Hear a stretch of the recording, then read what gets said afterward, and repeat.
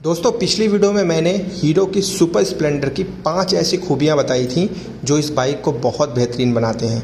अब आपने कमेंट में जाकर ये भी हमसे पूछा कि अब खूबियां तो पता चल गई, अब इसकी खामियां क्या हैं, नेगेटिव पॉइंट्स क्या हैं। आइए अब वो डिस्कस कर लेते हैं, लेकिन बुरा मत मानिएगा क्योंकि इसमें कुछ ऐसे पॉइंट्स हैं जो आप लोगों के तरफ से ही आए हैं। चलिए मैं बताता हूँ।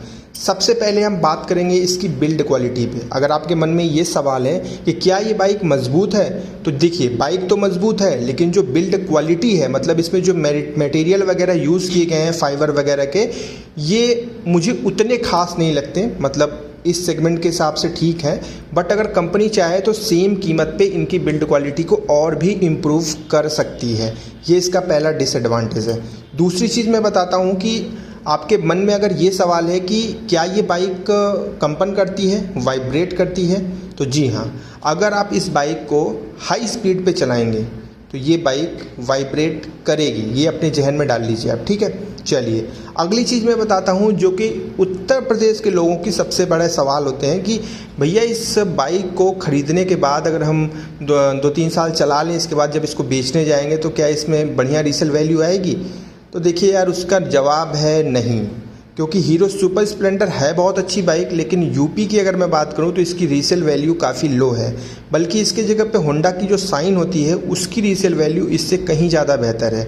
उसमें इसके अपेक्षा फ़ीचर कम मिलते हैं, ठीक है, लेकिन उसकी रीसेल वैल्यू ज़्यादा है और इसकी कम है। अब अगली चीज़ मैं आपको बताता हूँ, वो है सस्पेंसन। देखिए आगे वाला सस्पेंसन आपको टेलीस्कोपिक मिलता है जो कि बढ़िया है, लेकिन जो पीछे का सस्पेंसन है ना, वो कहीं ना कहीं मुझे थोड़ा टाइट यानी कि रफ़ लगता है। अब ये मैं नहीं कह रहा हूँ, ये यूज़र रिव्यू के थ्रू आया है, आप ही लोगों की रिपोर्ट्स हैं, उन्हीं के अकॉर्डिंग मैंने ये डिसएडवांटेज इसका तैयार किया है कि इसमें सस्पेंशन सेटअप थोड़ा सा रफ़ है। अब ये बात कितनी हद तक सही है ये आप कमेंट में हमारे साथ बताइएगा। अब अगली चीज़ मैं आपको बताता हूँ, वो है इसकी कीमत। देखिए कीमत सबसे इम्पॉर्टेंट होती है। मिडिल क्लास फैमिली, जो मध्यम वर्ग परिवार होता है, वो सबसे पहले कीमत पे ही फोकस करता है। अगर मैं उसकी बात करूँ ना, तो देखिए इसका जो कीमत है वो मुझे ज़्यादा लगता है एज़ कम्पेयर पहले जो आती थी उससे अब इस वाली की कीमत ज़्यादा लगती है। अब एक्सटेक मॉडल अगर आप लेने जाएंगे ना, तो यकीन नहीं मानेंगे, उसका जो डिस्क वाला वेरिएंट है वो 89,000 रुपये एक्स शोरूम प्राइस पे है, 89,000 रुपये एक्स शोरूम प्राइस पे है। मतलब ऑन रोड वो लगभग आपको पड़ जाएगा 1,05,000 से लेकर 1,10,000 के बीच में। तो ये कहीं ना कहीं प्राइस ज़्यादा लगती है मुझे। 5 से 10,000 रुपये अगर उसकी प्राइस कम होती ना, तो ये वैल्यू फॉर मनी वाली बाइक बन जाती। क्या कहते हैं आप, बताइएगा। अब अगली चीज़ मैं आप बताता हूँ इनके पिछला टायर को लेके। देखिए ये मेरा पर्सनल ओपिनियन है, शायद आपको इससे कोई समस्या ना हो, लेकिन मुझे तो है। इनके जो पीछे का टायर है ना, वो बहुत पतला मुझे लगता है थोड़ा सा, क्योंकि बाइक दिखने में अच्छी लगती है मुझे, तो थोड़ा सा अगर पिछला वाला टायर चौड़ा हो जाता है तो पीछे से जो लुक आता है ना, वो तगड़ा आता। माइलेज पे हल्का फुल्का फ़र्क पड़ेगा, ये बात सही है, लेकिन फिर भी इसका जो पिछला टायर है वो मुझे काफ़ी पतला लगता है। आप क्या सोचते हैं, आप भी बताइएगा।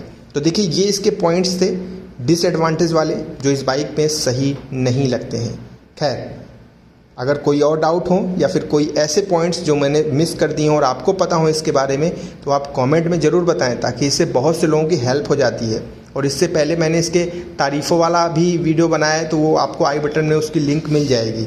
चलिए फिर ध्यान रखिएगा अपना। अगर आप लेने की सोच रहे हैं तो मैं आपको बस इतना बोलूँगा कि एक बार टेस्ट राइड ले लीजिएगा। बाइक, हर एक बाइक में ख़राबी होती है, लेकिन इस बाइक का एक बार अगर आप टेस्ट राइड ले लेंगे तो आप सारी चीज़ें क्लियर हो जाएंगी, आपको कहीं से कोई दिक्कत नहीं होगी। तो फिर ध्यान रखिएगा अपना।